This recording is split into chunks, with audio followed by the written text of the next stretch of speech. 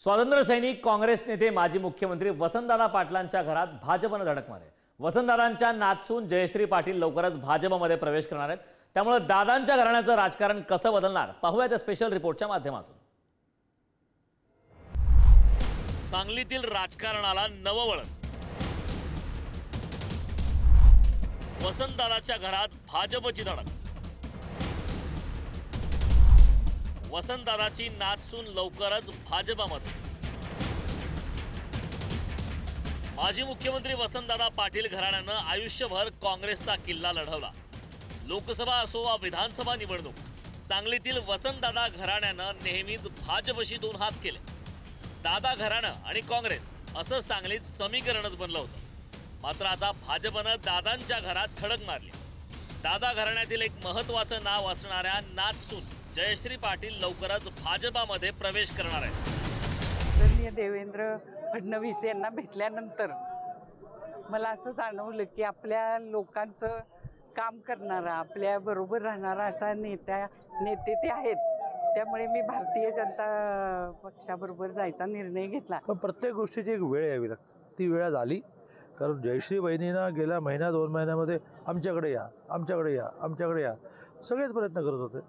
पण शेवटी त्यांनी शांतपणे निर्णय केला, त्यांच्या कार्यकर्त्यांनी शांतपणे निर्णय केला। देवेंद्रजींचं नेतृत्व, देवेंद्रजींचं व्यक्तिमत्व त्यांना भावलं। त्या काल मला असं म्हणाल्या की मला देवेंद्रजींच्या उपस्थित प्रवेश करायचं आहे, कारण 2दा भेटल्यानंतर मला बरं वाटलं या माणसाला भेटून। असं देवेंद्रजींचं नेतृत्व, अशी देवेंद्रजींची पार्टी ही बहिणींना भावली। भाजपात प्रवेश करणाऱ्या जयश्री पाटलांच्या आजवरच्या कारकिर्दीवर नजर टाकूया।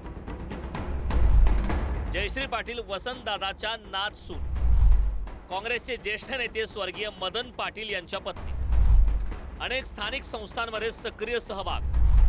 जयश्री पाटील सांगली जिल्हा मध्यवर्ती बँकेच्या उपाध्यक्षा। जयश्री पाटील यांच्याकडे दादा घराण्यातील मोठ्या गटाचं नेतृत्व। गेल्या अनेक वर्षांपासून वसंतदादा पाटील घराण्यावर काँग्रेसकडून अन्याय होतोय। 2019च्या लोकसभा निवडणुकीत दादा घराण्यातील विशाल पाटील यांना उमेदवारी हवी होती, पण ती मिळाली नाही। 2024 मध्ये देखील त्यांना काँग्रेसकडून उमेदवारी मिळाली नाही।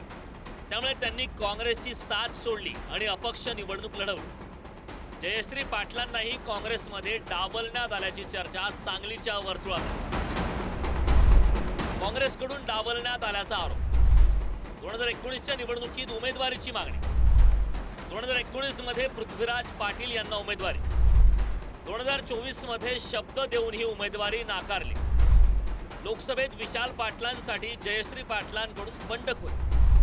जयश्री पाटील यांच्यावर काँग्रेसची 6 वर्षाची निलंबनाची कारवाई। अस्तित्व राखण्यासाठी करणार भाजपामध्ये प्रवेश। जयश्री पाटील यांच्या भाजपा प्रवेशामुळे सांगलीतील राजकीय गणित बदलणार आहे।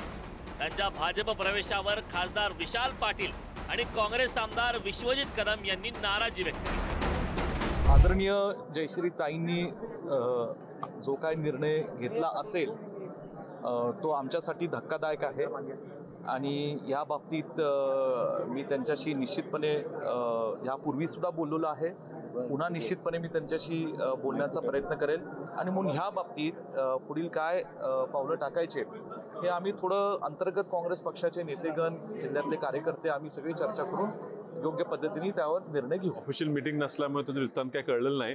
मात्र तसं काय त्यांच्याकडे निर्णय झाला असेल तर त्याची कल्पना आम्हाला नव्हती। निश्चितच जयश्रीताई ह्या काँग्रेसमध्ये होत्या, त्यांना बंडखोरीनंतर निलंबित केलं होतं। पुन्हा त्यांना काँग्रेसमध्ये घेऊन त्यांचे सर्व कार्यकर्त्यांना सोबत घेऊन महापालिका निवडणूक लढवायची आमची इच्छा होती। त्यांनी असा निर्णय अजून जर फायनल झाला नसेल तर तो त्यांनी बदलावा, यासाठी विश्वजित कदम निश्चितच प्रयत्न करतील, त्याच्यासोबत आम्ही आहेत। दरम्यान जयश्री पाटील भाजपसोबत गेल्याने काँग्रेसला फार मोठा फटका बसणार नाही अशी ही चर्चा आहे। जयश्री पाटील यांचा भाजप प्रवेश हा धक्कातंत्र वगैरे काहीही नाही। कारण कुठेतरी जायचं, राजसत्तेचा आश्रय मिळवायचा असे त्यांचे प्रयत्न सुरूच होते। त्या अजितदादा पवार गटात जाणार असा होरा होता, परंतु तो फोल ठरला। त्यांनी भाजपसोबत जाण्याचा निर्णय घेतला। जो सर्वात मोठा भाऊ आहे त्याच्याबरोबर आम्हाला राजसत्तेत जायचं आहे अशी त्यांची त्यामागची भूमिका त्यांनी जाहीर केलेली आहे।